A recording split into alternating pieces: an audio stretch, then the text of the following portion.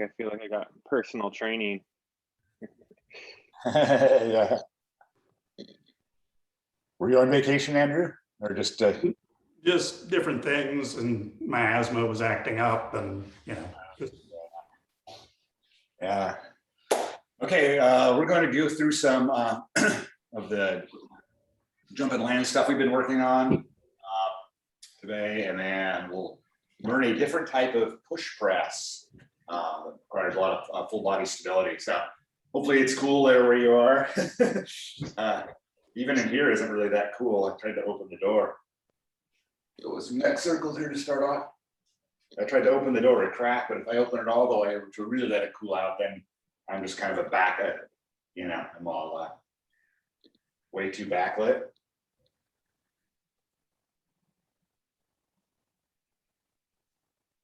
Shoulder blades. The other little problem I've been experiencing here just in the last couple of weeks is, that great big banner that's on the garage door that has the logo on it. Mm-hmm. It's held on by this industrial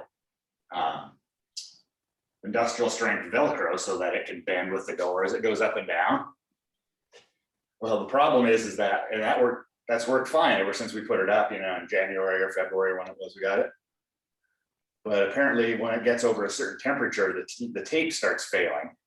So the Velcro still holds just fine, but now the tape is coming out. So when I have it open, like when I'm doing private sessions in here, I have to, every 10 to 15 minutes, I have to go with a PVC pipe and like re-poke it because it starts to want to come down.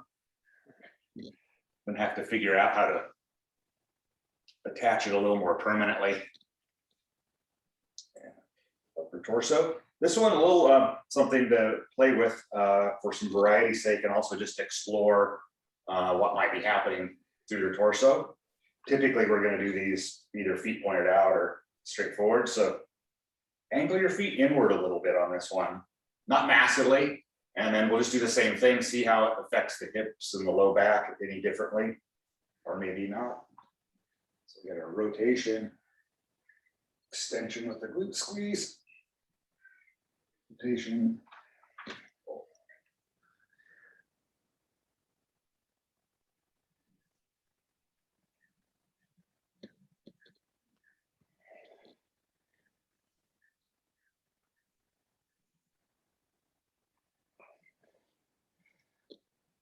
And that one always has a subtle, different feeling, not like massively so, but some different angles in the hip.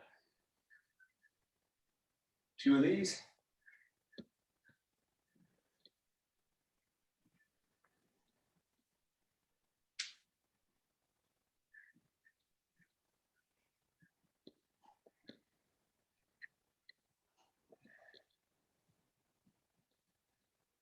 And then we're going to do ankles today because we are about to do some bouncing. So work through maybe about 10 per direction or thereabout. Back.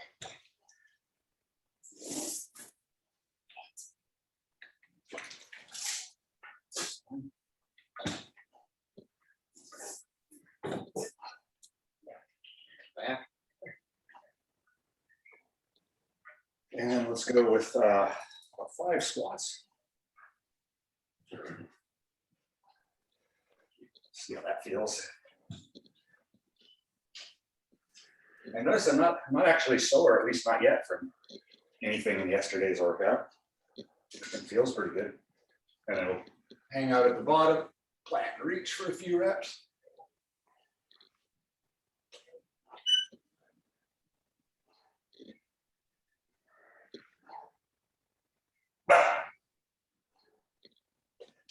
And then we'll narrow up and do the old squat to kneeling drill. Knees forward.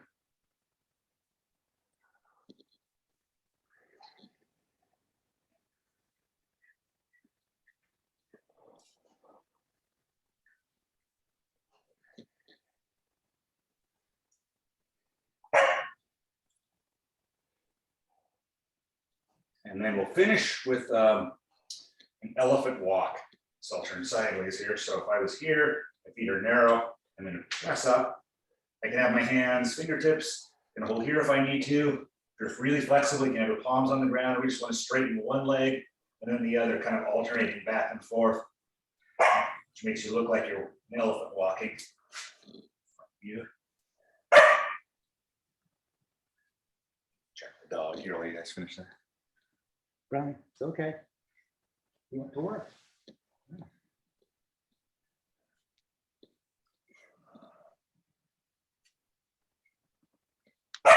All right, and then we will move into the bouncing stuff. So what we're gonna do here is you'll need a sort of a box or a step of some kind. Ideally something that's adjustable. So what we're gonna do is 90 seconds of the pogo hop. So that's just almost like jumping rope minus the jump rope. We're just trying, but the goal is we're trying to be very springy. Quiet. Quiet.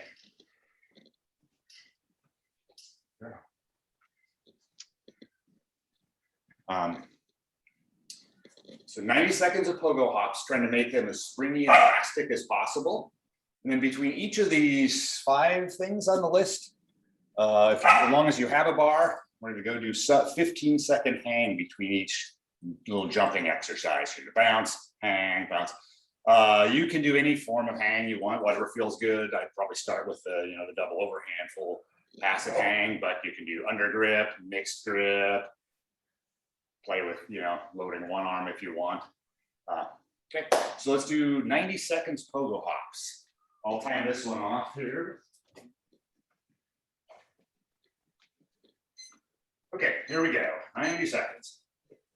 So we're just bouncing. Some things I want to think about and do here is that find that just momentary core tension as you bounce off the ground, but then relaxation the moment you're airborne. We want this to be very springy and non-muscular. So if you get a really strong burn before the 90 seconds is up, we actually kind of want to tap out at that point, even if you don't make the 90 seconds. I'm gonna let you guys keep going here. That's 30 seconds. I just ate a big breakfast and sloshing around on pogo hops. Last couple of weeks, I have been doing this whole circuit with the group, but made the mistake of eating today. I think I'll use it when I work out later, a little over halfway. So as I was saying, if you get a really strong burn in the calf or the feet before the 90 seconds, stop a little early, because if you push into that, we're actually making a different adaptation. And then while you guys do the next portion, I'm going to put the dog inside, because I seem to be behaving this morning. I'm still flying solo this week here. 15 seconds. Yeah, we've been slowly building up on us, Andrew. So I know the 90 seconds gave me a real burn when I started too. Yeah. 3, 2, 1. Okay, so then you'll head over to your bar for a 15-second bar hang, which you can time that off to yourself. I know everyone's gonna get to their spot at a different time. And then 10 basic normal box jumps, followed by another 15-second hang. And so while you guys do that, I'm gonna go put the dog inside. What is your deal?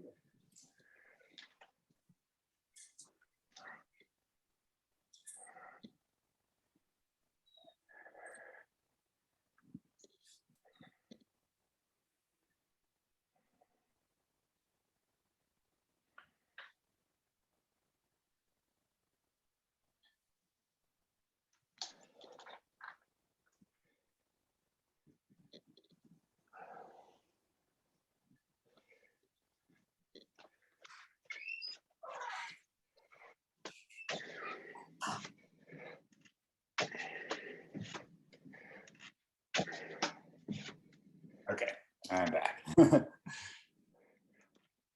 So 10 basic box jumps. Another hang for 15, and then we're on to single leg hops. And those are exactly the same thing you just did, except on one leg. And this one is a counting thing, so just 35 on one, 35 on the other, and momentary tension. switch over and jump on the other side. So 35, you can do all straight, or you can switch back and forth for a little more of a counting challenge.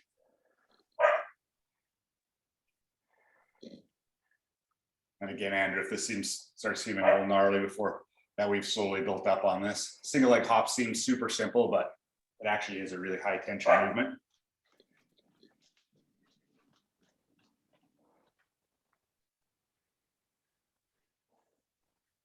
We doing the single hops separately?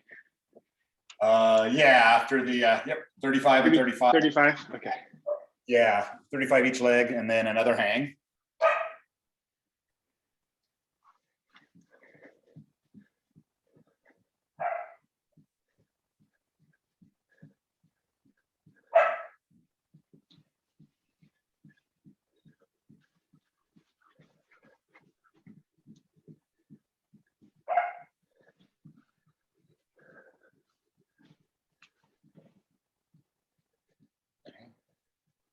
And when you're done with that, as long as you have a low enough box that you can do it, we want to do 5 per leg, single leg box jumps or steps. Could be something very low, especially if you're not used to jumping and landing on one leg. 5 on one, 5 on the other, and then one more hang, which will be the last of the hangs, at least in this part.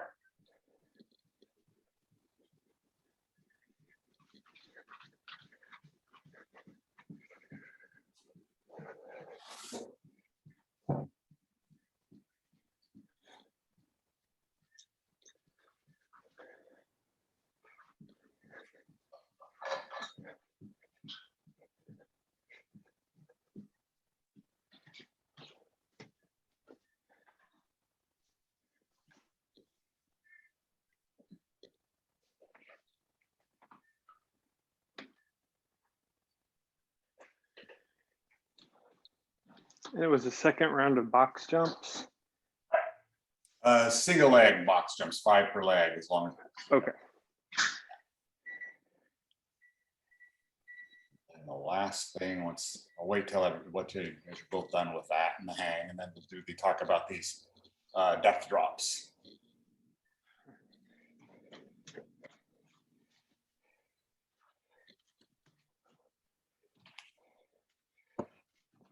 Wow, single leg box jumps are much harder than regular. Yeah, right.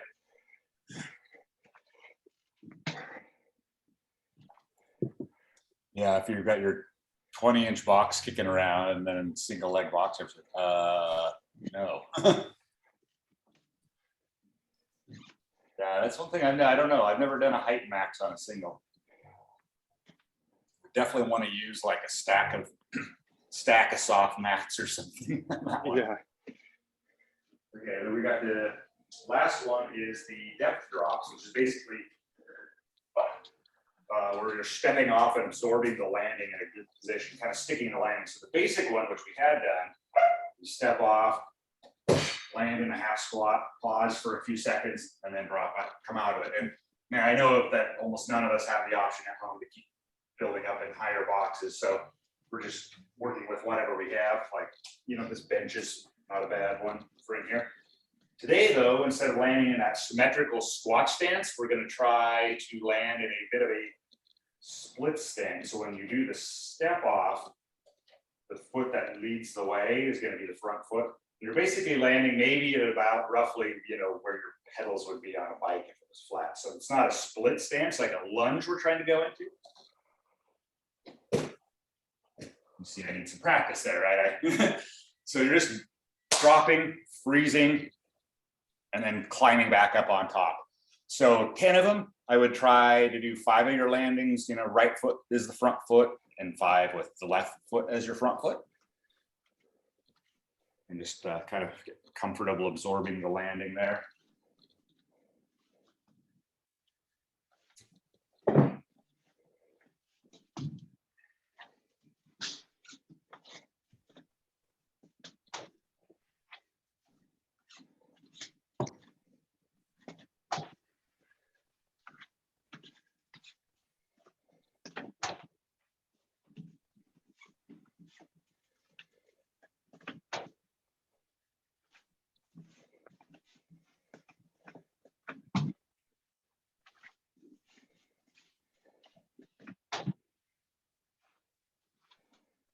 And another hang after that. No, just between them, so call it there, and then we'll move into the next part.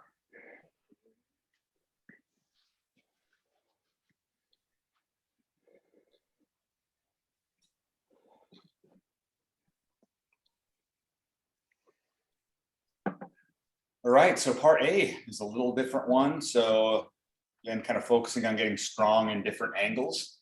A lift that was one of the main competitive lifts 100 years ago was the single arm push press or shoulder to overhead, anyhow. So a lot of benefits for shoulder stability and torso, as you'll see as we get to heavier weight, it feels a little different.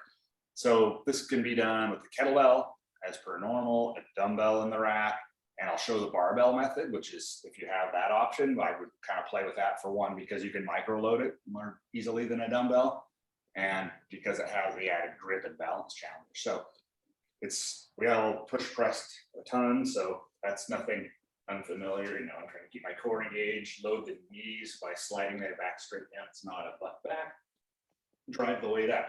But just like all the various side presses we've done, remember, you're always actually going to be able to handle a little more weight in the side lean position and then bring it up. So what these will probably end up looking like is a dip drive, and then there may be some moment of kind of that windmilling under it to catch and bring it up. This is going to be, it's a little different than the side press. If you have heavier weights and you may be getting things up to your shoulder that you haven't really tried cleaning, like the dumbbell, you can always do like a two-handed clean to get a weight in progress. So as if this, if this was heavy enough that I had to do it, it would look like that. And if it becomes a little bit of a single arm push jerk, that's totally okay too. Meaning you're dropping underneath it a bit. Now, barbell, how do we do that? Now, of course, clearance and balance issues in a small area. It's one potential caveat. So one way, so if this was, if I had some weight on here and this was sort of heavy, if my pressing one is right in the center, I can clean it up. And then when I'm kind of here in position, I've actually got the bar on my traps and it's sort of balanced and centered here. And I can press it up, and then I would always, use two arms like so to bring that thing down and stabilize it. And so that is a single arm push press. And what we're trying to do here is work your way up to find a comfortable max. That means nothing that scares the crap out of you. And you want to take, maybe 6 to 8 sets. So you're just doing one at a time, unless at a really light warm up weight, you want to get a couple to kind of feel the groove. And then each time you do, you get a rep each side, then you want to go back to your bar and complete anywhere from a 5 to 12 second single arm hang. If you're able to do a full single arm passive hang, that's going to be, letting everything stretch out like and hanging like this, and you've got the strength to do it. Definitely give that a try. Make sure your thumb is around on the grip. But barring that, what we want to do is still get in that kind of single arm kind of traction posture with the feet on the ground, just loading as much as you can handle for 5 to 12 seconds. So don't make these too long. It should be short. So a rep of the single arm push press, rest whatever you need. A rep of the single arm hang. And you can start with the feet supported ones and slowly work your way into full hangs potentially as you go through this. Like I said, it'll probably be, including the warm up and build up rounds, probably 6 to 8 little times back and forth through that.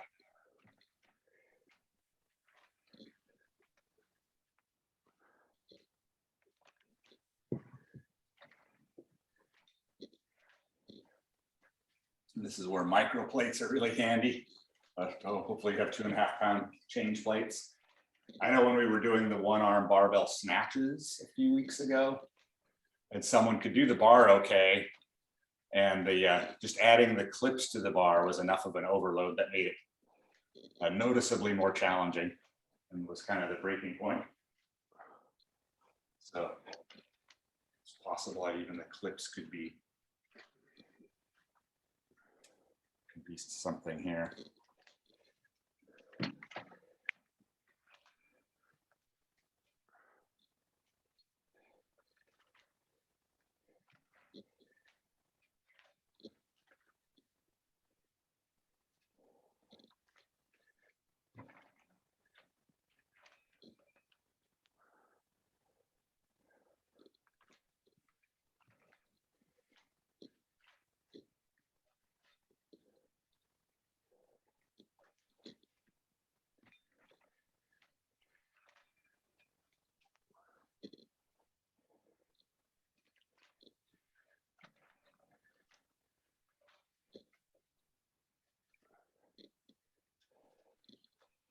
Oh, another question I'm sure will come up as we get through it. It's highly unlikely that your arms will be perfectly balanced. And so you will probably find a weight you may be able to do on one side, but not the other. So because today we're kind of learning and feeling it out. This is where we would break that weak side rule. So if you find you can do more on one side than the other, go ahead and find out what that is. That way you kind of see the degrees of difference.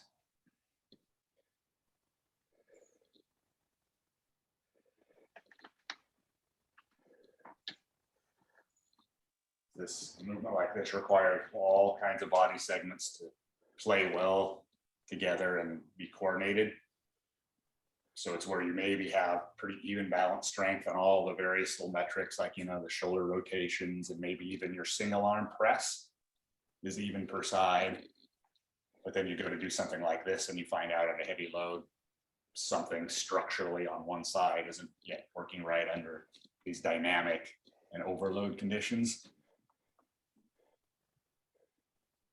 Similar, like when we do the one-handed deadlift work, sometimes something interesting pops up there.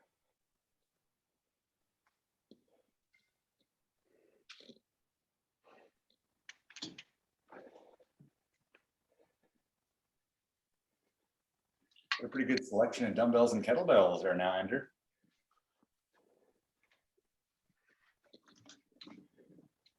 Oh, and of course, I don't know why I didn't think of this. Andrew has the perfect idea there. You don't actually have to single arm clean your barbell if you have a rack. You could just put it in the rack and take it out of the rack, step away from your rack and do your push press.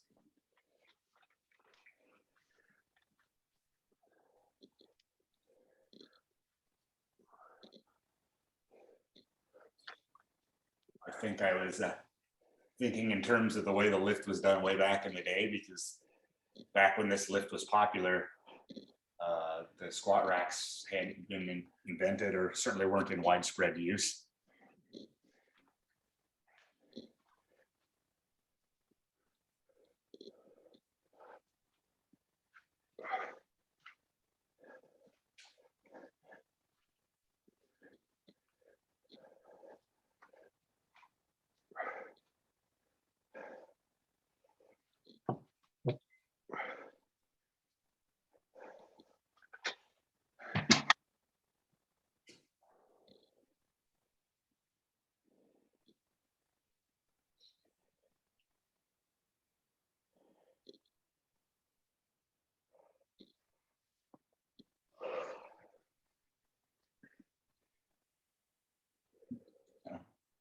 Andrew, you're frozen mid-stride.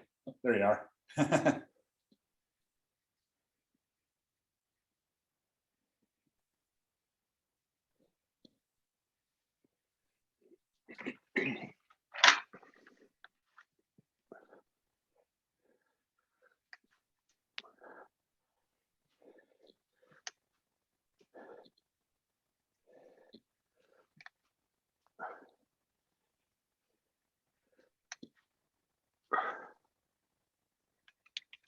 All right, Andrew.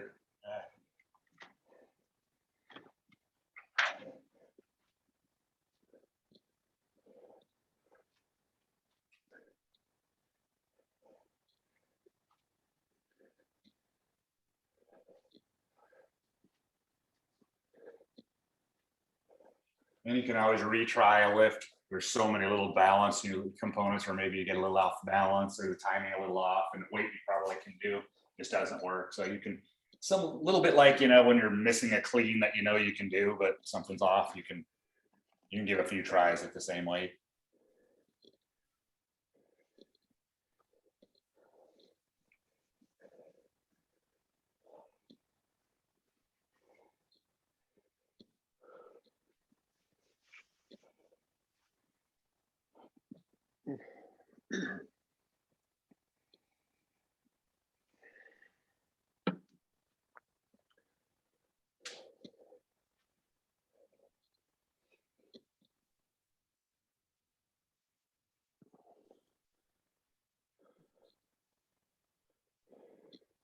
How are they going for you, Jared?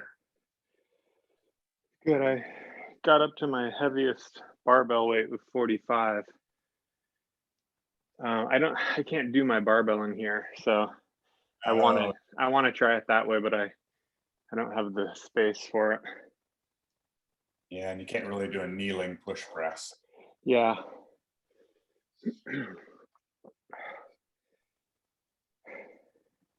Well, okay, yeah, you can either chill for a bit or just, you know, get a few more singles in with whatever the heaviest thing you had, whatever. Yeah, I think I'll get a few more in while we go. That's a good weight for me right now. So yeah,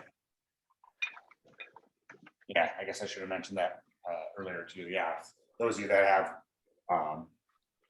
don't have something that's maybe heavy enough to really be a heavy max, you can just practice with whatever the heaviest weight you have. So getting in some reps, and if your heaviest dumbbell or kettlebell is something that you could probably do a whole handful of times per slide, you can change this up a little bit to where you're doing, you know, sets of whatever reps are appropriate for the weight you've got.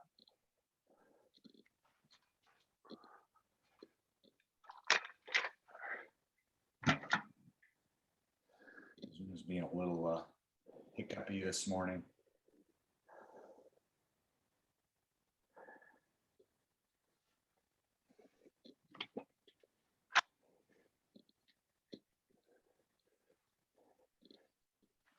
Yeah, nice, Andrew. Heavy.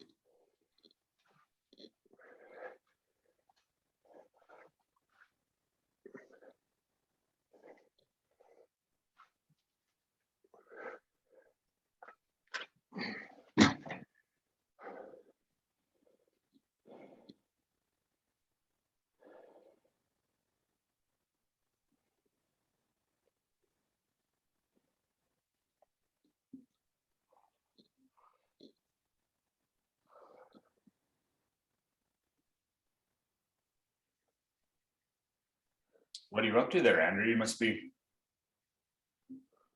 65 or so or above.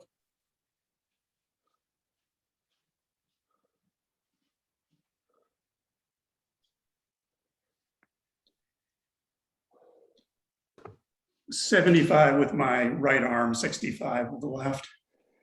Wow, that's nice. Problem is that with the standard size plates on, I hit the ceiling every time, which, you know. Oh, no, yeah, that's a variable there, right? Yeah, it's kind of okay if it's a two-hand lift, but when it's a single hand lift, it just starts spinning you off into. Yeah, even if you get it clean, it's highly unlikely the bar is actually flat. It's going to be in a little bit, and so Yeah, and then yeah.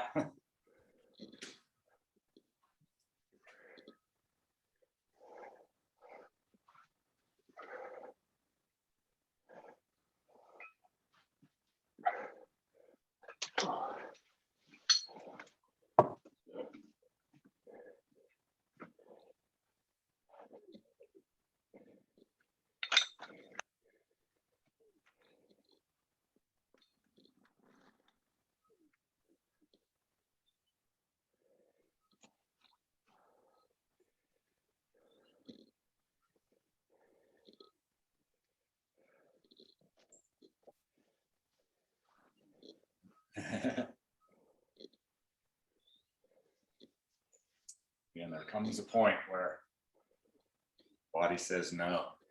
Usually it's like a loss of tension on the, you know, if everything's tight on the dip and the drive, there's a good chance of success. But if there's a loss of tension there,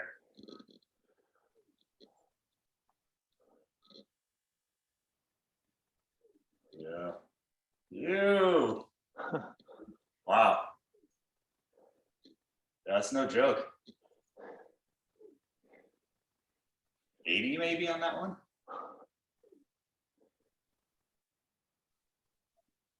No, that's still the 75. I just need, I only have the 5-pound change Oh, foot. okay. Yeah, yeah, really big jumps. Yeah, so it's like I can try 85 with the right. I'll give it one shot, but Okay, sketch. cool. Yeah, that would be a good finish. We'll watch that. And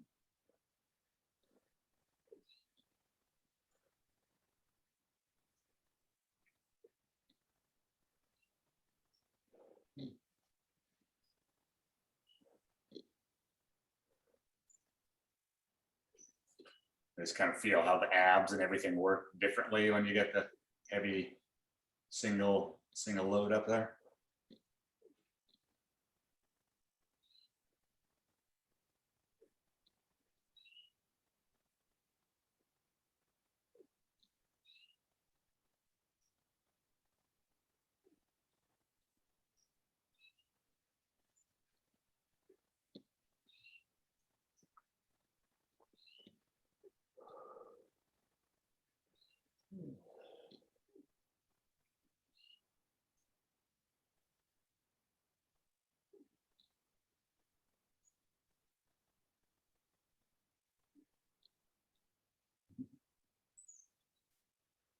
Doing the numbers.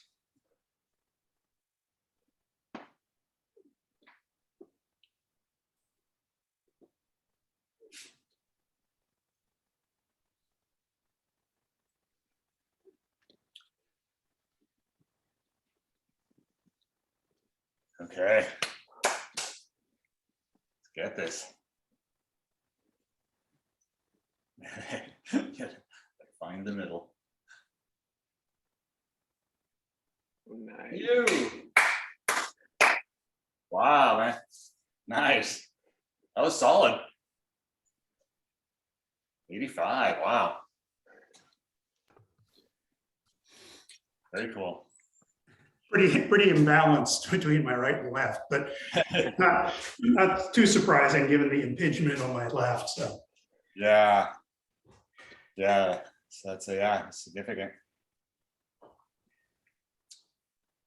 Okay, so that is a good part A. Oh, I'm looking at the workout. I guess I forgot my alphabet last night when I was writing the workout. Like, there's not a missing part B. Part C should be part B. So a little conditioning circuit. It's going to be 50, 40, 30, 20, 10 rep rounds of heavy rope singles if you have a heavy rope, regular jump rope singles if you don't, pogos like we did in the warm-up if you have neither, and then Russian twists. And as far as counting on the Russian twists, for today's purposes, each time you move your weight to the side is a rep. So it can be a kettlebell as long as you have a lighter, so it can be on the lighter side, a dumbbell, a med ball is awesome. You might know a few get them, med balls. So basically, I'm just kind of in this seated position. I really like the kind with my feet on the ground and a little more weight, but you can do the balanced foot floating one if you want. I would say you have to go with a lighter weight if you choose that one. So if I was counting and I'm on my set of 50, right? It's 1, 2, 3, 4, etc. So it's basically 25 per side. So 50 rope singles, 50 of those, 40 rope singles, 40. So figure out a weight to do your Russian twists. And then we'll get set and do this.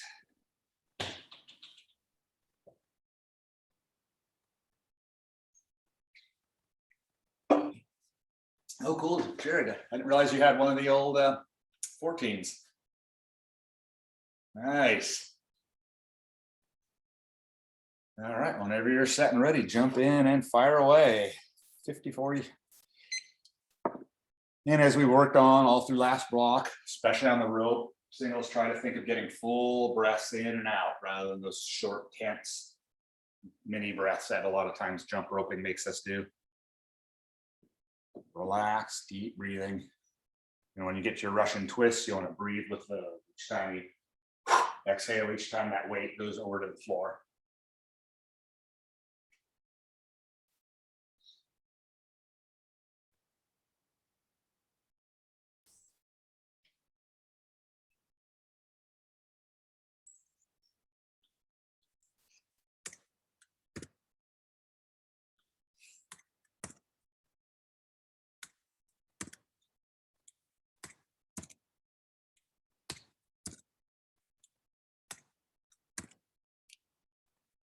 I'm going to jump over in the website and fix that lettering before I get a message from someone following along a bit later.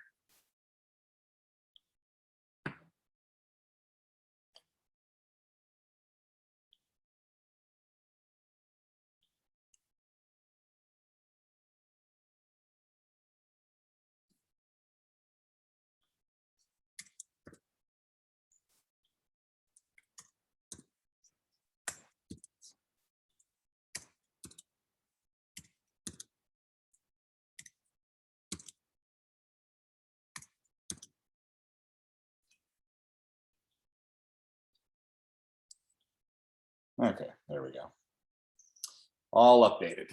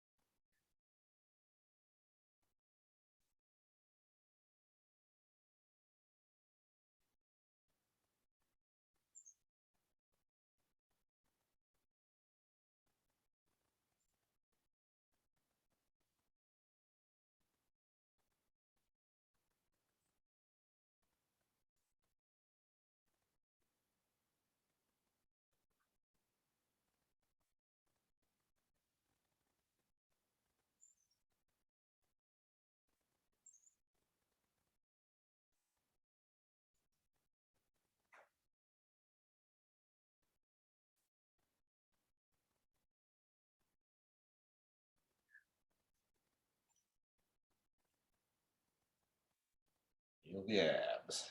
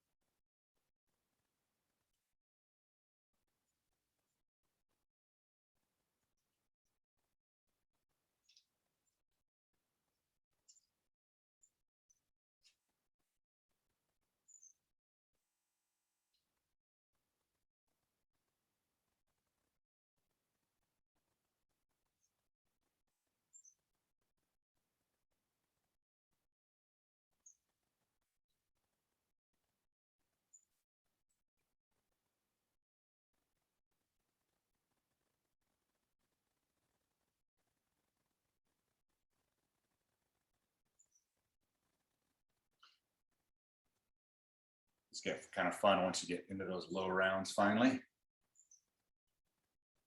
20 and 10 rounds are good.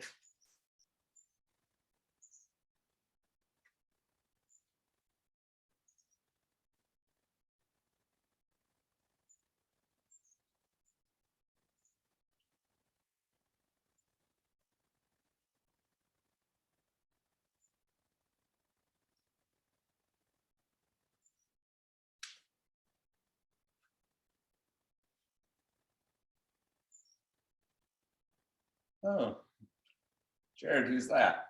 I think I've seen that guy before. That's one of my dogs, Luna, the old one. It's cute. How'd that one go? I'll get a little quarter in there. Yeah, the 14-pound med balls felt like an easy start for the Russian twist, but not an easy finish. I was laughing a little bit when I saw you were going to use those. Like, oh, fun. Yeah, I mean, if you had a 14-pound kettlebell, it'd be, easy peasy.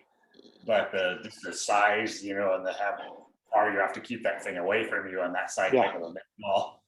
Yeah. Yeah. Ooh, nice work, Andrew.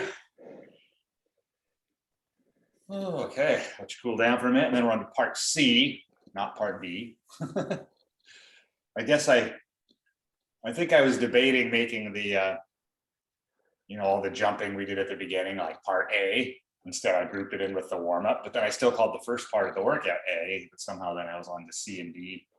I guess. I don't know. So it's our upper body and spine flexibility work that we've been doing the last few weeks. So it's 3 rounds basically through the 5 exercises. So like I typically do when we do this style of workout, we'll talk through each one and do it together the first round, and then I'll turn you loose to do the next 2 rounds. So the first thing is that kneeling arch. So ideally you have something to pad your knees with on this, or it's just a soft area. This is the one. You're set up, and toes will be pointed. It doesn't work so well. It can be done this way, but it's definitely better to do it this way. You want to really squeeze the glutes, and it's kind of a reverse Jefferson curl, where we're trying to articulate the spine, starting at the top of the spine, and then arching back. And at some point, the quads take a lot of load. And when you think you've gone as far as you can for that rep, come back in the same manner. You just don't want to go so far back that you have to tuck your hips under to get out of it. That would be sort of a fault. And then, as I talked about before, as you get better at this, you can set something like maybe your bench, or a bench with a pillow on it behind you to actually arch back and touch your head tube, with the floor touch being the eventual goal on these. But the first round, I always say, I take these super mellow, and I've touched the floor off of the stack of mats. But yeah, my first rounds look like basically what I just showed you. Like I'm going, a third of the way down, letting my quads kind of warm into it. The second round, I find I unlock a ton more range. So the second or the final round, you can kind of challenge yourself if you're feeling good by then. Second one then is the pike shoulder extension. So ideally your PVC pipe broomstick or something, and then if you have the option to throw a change plates or something on there, so you have a little bit of load. A little bit of load actually will help this one. Now this one also has a high hamstring flexibility component to it as well. So on this one, we've got the stick behind the back. I'm not at a shoulder width, but I'm definitely not out wide where I can pass it through either. So maybe right about here, so hands kind of outside. We're going to squeeze the shoulder blades together, find neutral, and then from there, I'm going to keep my legs straight, and I'm going to bend over in this pike position. I'm going to let the weight carry me into a stretch like so. And we'll do 30 seconds there once you get in. So go ahead and get in 30 seconds. I can't climb it off very well if I'm in the stretch. So you're pulling that stick forward. And the further you get, the more the weight will start to leverage in. Keep those shoulder blades squeezed, and you'll think about kind of rotating the arm in the socket a little bit outward. You unlock a tad more range. 5, 4, 3, 2, 1. Slowly come up out of that. And then for this third exercise, all you're going to do is take the weight off of your stick, go right back now without the weight into your same position. Same starting position, squeeze those shoulder blades, straighten the arms, and lock the core. And then now what you're doing is you're just lifting the stick as high as you can. And when you hit the end range, you're gonna hold 1, 2, 3, and then come back down, pause and reset, squeeze, lift. 1, 2, 3. Good. Pause and reset, lift. 1, 2, 3. Is that 3 or 4? I forgot. 3. Lift. 1, 2, 3, 4. So this is one I still need to work on. And lift. 1, 2, 3, 5. So we're strengthening the other side. The first one is stretching, that one's strengthening. Now you're still with your stick, and now you're going to throw the little weight back onto the stick. And then we're going to come down to the floor and do 3. Yeah, 3 slow weighted pass-throughs or dislocates, whatever you want to call them. So I'm in the ground. And now I've got a wide enough grip that I can do the pass-through. I'm going to hollow my body by pulling my belly button off the ground, making my low back flat. I'm going to shrug it, reach away, and then I'm nice and slow. And particularly try to control this portion here as we come back overhead to the floor. So taking about maybe 6 seconds to go each direction, like maybe think like a 6060 tempo, and 3 reps. Good. Good.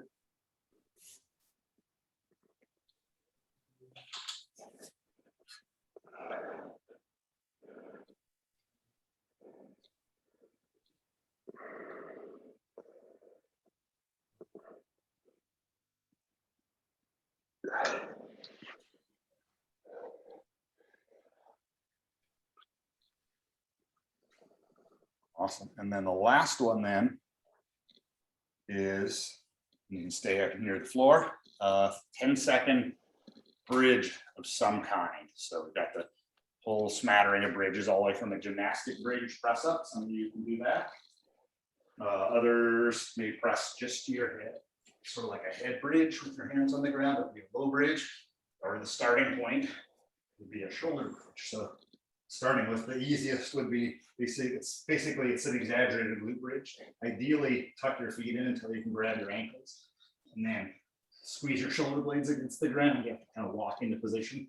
And then from here, I'm going to squeeze my glutes, but I'm going to press as high, try and arch the back as much as I can. So this would be a level 1 kind of thing. Level 2 would be just pressing up to my head like so. 3 would of course be pressing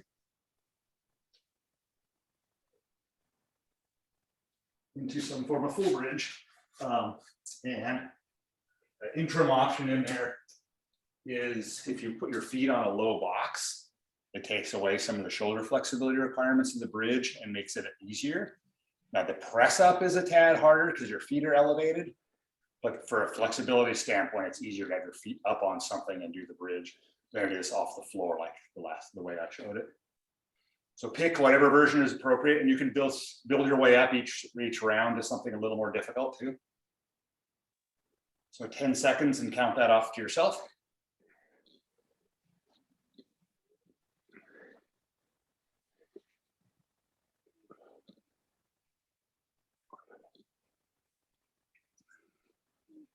Yeah, Andrew.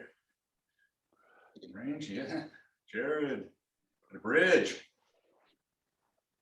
Awesome, man. Okay, that is 1 round. So now that you know the drill, you can kind of fire your way through that right into the kneeling arch, which after bridging now should feel a lot better.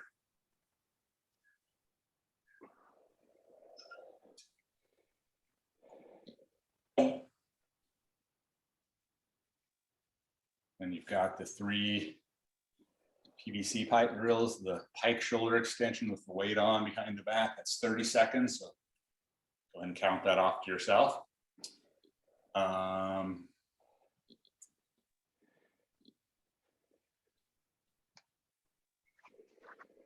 like anything, these are something you can adjust the weight on. Maybe you want something tad heavier as we go.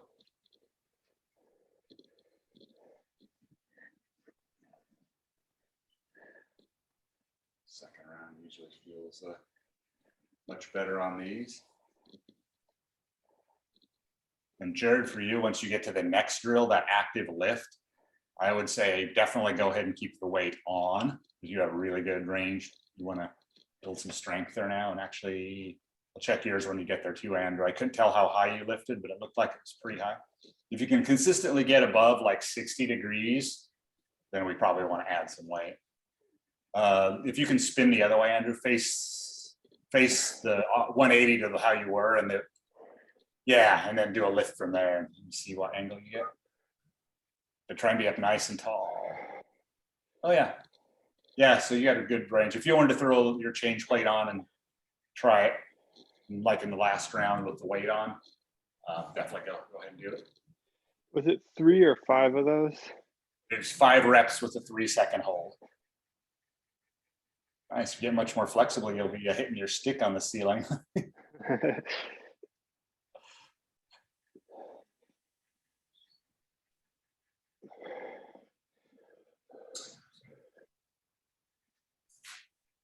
I'm still developing my active range on these. I really haven't earned the right to put weight on them yet.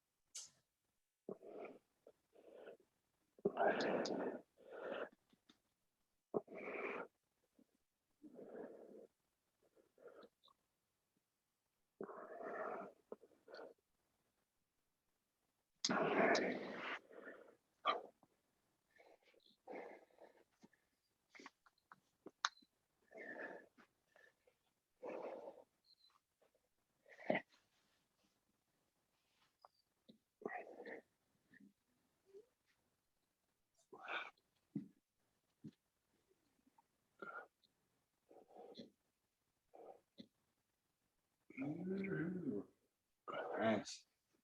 Now there's one of the multicolor mats.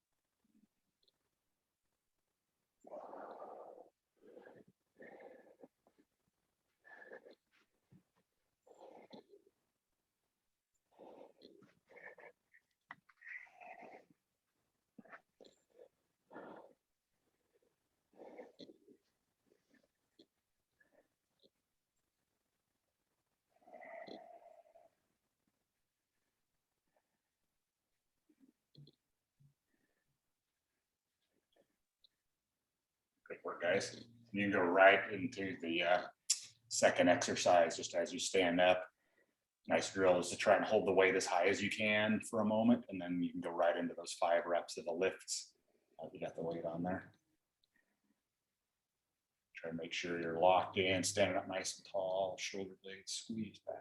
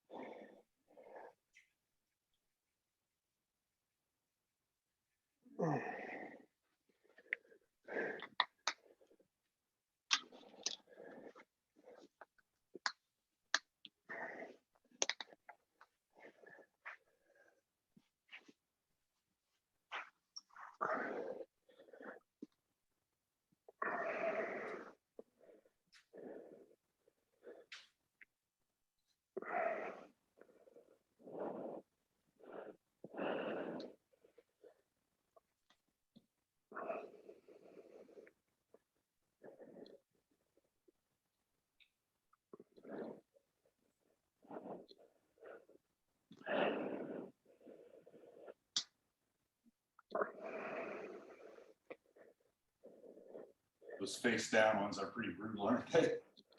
Mhm.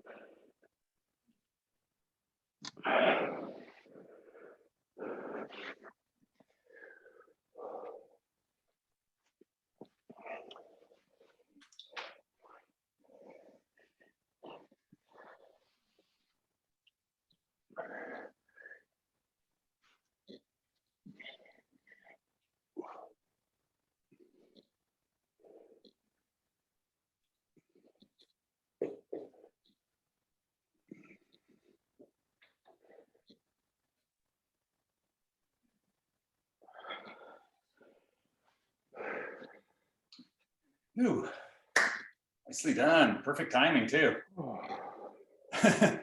Jared, you look like we finished a Metcon. It's funny how that is, huh? Yeah, this one I'm not going to get to experience exactly as written. I did the upper body stuff a day or two earlier in the week. I've got some bike interval I have to do. So I'll do the jumping stuff and play around with the push press portion. But, all right, guys, we'll have